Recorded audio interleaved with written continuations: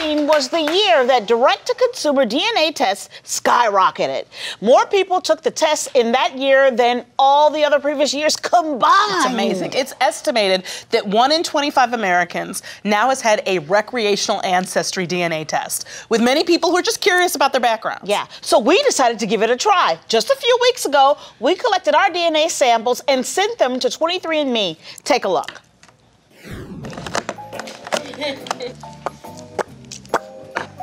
You can do it. You can do it. You can do it, girl. You got it. Oh my God, that's so gross. I can't. These better be some good ancestors. See what I'm saying? You mocked me. You mocked me, and now you having trouble with it. Spit and foam make me gag. Oh my God, that's how far back they going? I need this to be Harriet Tubman. You know what I'm saying? I hate spit. I would rather wrestle a bear. My mouth is a desert. You're almost at the line. This looks like a cappuccino over here. Okay, you're gonna make me sick. You know I can't take it. You know I can't take spit talk or foam. I hate foam. Okay. Okay, wait. Shut up, I need silence. What's up? People who do this on the street just are like, I don't, it's like you're magicians. I don't know how you do, it's like, what are you doing? What are you doing? I'm trying to work your spit. You know what, do this with your cheek. You know what I've just realized? You would totally not have to waterboard us. You could just threaten to try to make us spit. We'd be like, we'll tell you everything. I've delivered a child with less work. Come on, good stuff. Oh, wow. Well, apparently, so gross. I hate spit. We finally got our results back, and we're going to have a look at them for the first time right here with you, our Me Time family, and maybe even our actual family. But that's going to be a little bit later in the show. Yeah, well, right now, joining us in the studio is Linda Ketchum. She asked her husband for an ancestry kit for Christmas, just on a whim, and when the results came back, it gradually dawned on Linda that the man she grew up with was not her father. Welcome to Me Time, Linda. Thank you for being here, Linda. Thank you for being here. Good to be here. So what happened when you got your DNA test results back? Well, I basically just wanted to see my ethnicity. I wanted to see, you know, my mom was Scotch, Irish, English, so I wanted to see that in the DNA, and my dad was German, so I wanted to see that. Yeah. And when I looked at the ethnicity results, it looked a little different than what I expected. I had about 1/4 Spanish DNA and about 10% Native American. And I thought, well, that's strange because I don't have anybody in my family that's Spanish, Hispanic, or Native American. So I thought, well, maybe it's just an error, or it's the limits of the test because ethnicity testing is a new emerging science. Sure. So I thought, well, and I didn't think much about it. So I just put it away. About 6 months later, I got an email from a woman, and she said, hi, we're cousins, and I'm looking for my biological father. And I thought, oh, what do you mean we're cousins? I wrote her back. And she said, well, we're matched DNA cousins. I thought, they match you with people? I didn't even realize that they match you with people that you share DNA with. That seems like something you should know. Yeah. Well, I'm sure that it was right there in the policy, but I just didn't pay attention. And you weren't there for that because you felt like you had those answers already. Right. Yes. Right. I hadn't really looked at it in 6 months. Right. So that her email prompted me to open my DNA results again. And then I saw all these people that I share DNA with. And I was able to see people from my mom's side. You know, my mom's maiden name was Ross, and so I would see some people that had the Ross surname. Right. Watson was my grandmother's, and I saw some Watsons, and I thought, oh, these are cousins on my mom's side. This is so cool. I don't know these people, but I'm related to them. They were like second and third and even beyond cousins. So I thought, okay, now I'm going to look for my dad's. I want to see people, you know, on his side. And so I started to look, and I looked, and I looked and looked, and I wasn't coming up with anything. Wow. And I thought, well, that's strange. You know, well, maybe they just haven't tested. Right. Did you have any idea that this was a possibility? No. No idea at all. Yeah. No. So what was when you realized what you'd uncovered, what was your first reaction? Well, I broke out in a cold sweat. Yeah. It was about 2 a.m. in the morning. My husband walked down the stairs and he said, honey, come to bed. It's late. So I just kind of like a zombie turned and followed him upstairs. He fell back asleep and I lay there having flashbacks of a man that my mother was friends with when I was little. Got you.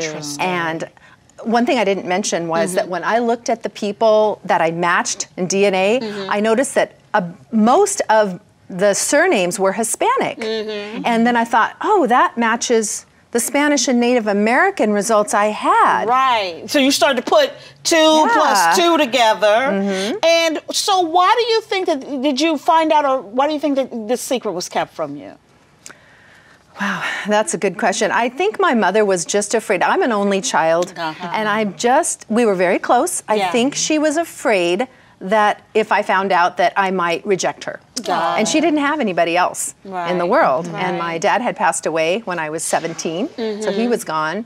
And I think my mom had opportunities to tell me, but she never did. Yeah, she kept it. Yeah. Well, then now you're in a Facebook group created for people in your situation now, right? Yes. So tell us a little bit about that. Sure. I'm a founding member. The name of the group is DNA NPE Friends, and it's on Facebook. And originally, the person who started it was somebody who made the same discovery I made. And she just started reaching out to people that had the same results, that had found out that their dad was not their biological father. And so I joined the group, and we just started finding more and more people. And it really is so helpful, because unless you've been through it yourself, you just don't understand. Most people say, hey, your dad's your dad, you know? The man who raised you, he's your dad. Don't worry about it. But it really is important, I think, to know our personal truth. Right, and you know, the widening of your identity as well. Yes. Our next guest was fortunate that her DNA test led her to a door that had been previously closed in her face. Laura House knew that she was adopted and had been curious about her birth family. She reached out to her biological mother through the adoption agency, but when there was no reply, the agency stopped the search, and it became a dead end. So, welcome to Me Time, Laura. Thank you for being here. Thank you. Did you think the search was over when the adoption agency was like, look, that's it? Yeah, absolutely. It was a devastating thing to hear, because for me, this was a closed adoption, so for me it was like, I finally got up okay, I'm ready. And they required counseling, and there was a fee, and there's a whole thing of like, to prepare you. And then I checked in like, oh, did you find her? And they were like, we had to call off the search. Wow. And they said, you know, she hadn't responded yes or no. They were like, we're pretty sure this was her. She hadn't responded, so we like, I guess at some point it's harassment or something. So I just felt like, I mean, I understand if you give up a baby and it's a closed adoption, you know, you're not required to, that's the end of your commitment, you know, I get that. I just was like sad, like, because I was so interested, so. Of course. There was one person in my life who pulled me aside and said, well, maybe it's just not right now. Right. Like when you have that one spiritual friend. So I was like, that's okay. It actually, I kind of held on to that. So, but yeah, I was like devastated. Yeah. So what made you want to take the DNA test in the first place? Because I had no knowledge of I don't have any biological background, or, you know, or whatever. So I just always want to know stuff I don't know. Right. So like, I want to go somewhere I've never been. Yeah. Especially that. So I just was like, what, you know. So were you looking for family specifically, or was it more just, I want to learn about me?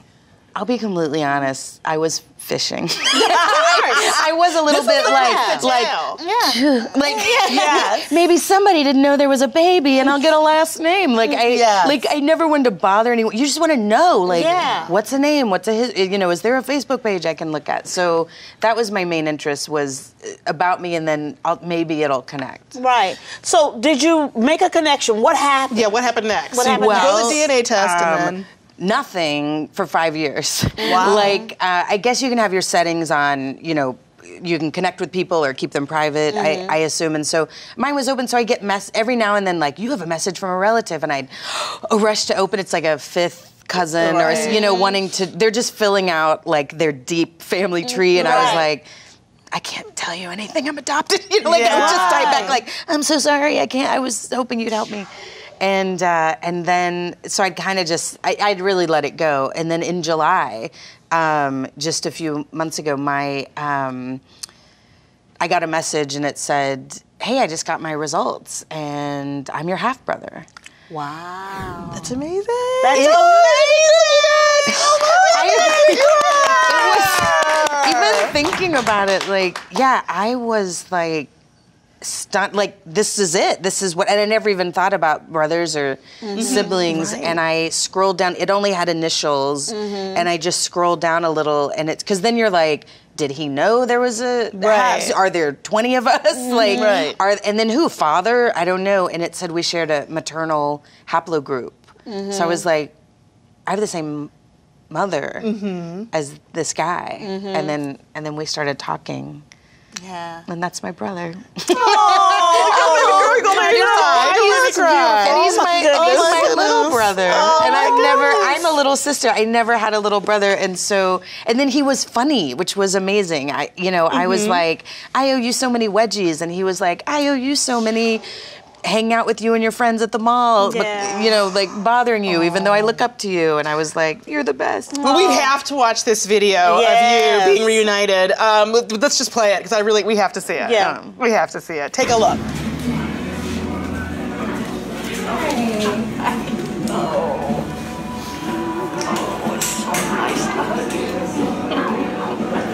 You've grown a lot since the last time I I've acquired language and motor skills. You can walk, you can talk.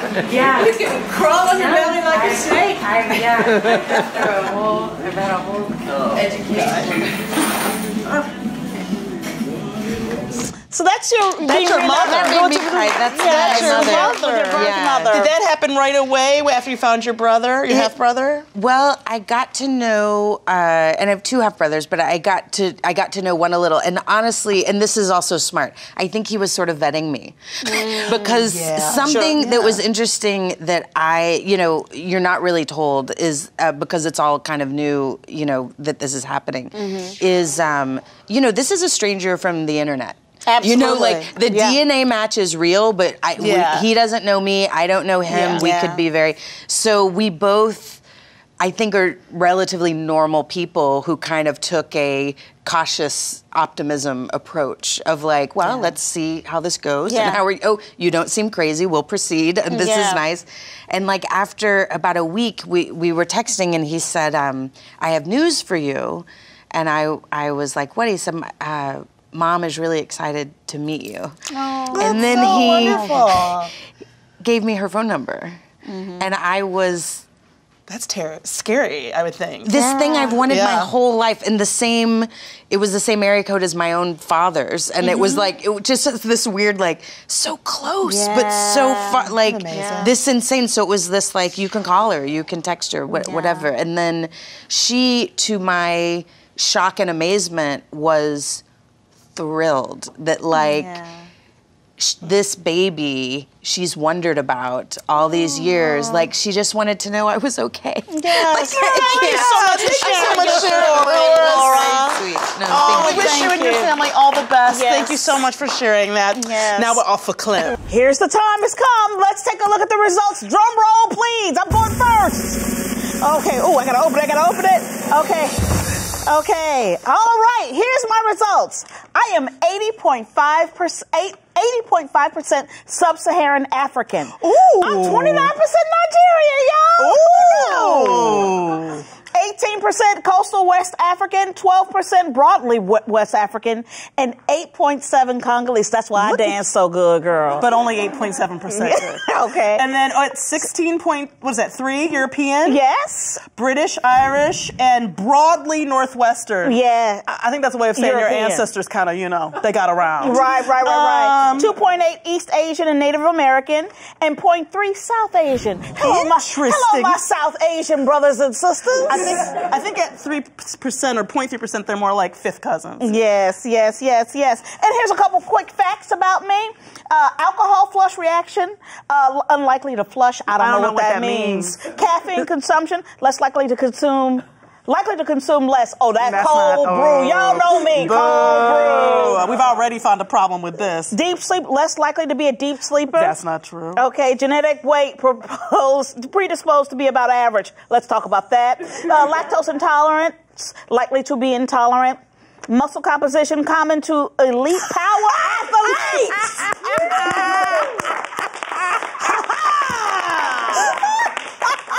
Okay, ancestry of me, you have got a lawsuit coming. I do not think that's even. Let's do yours.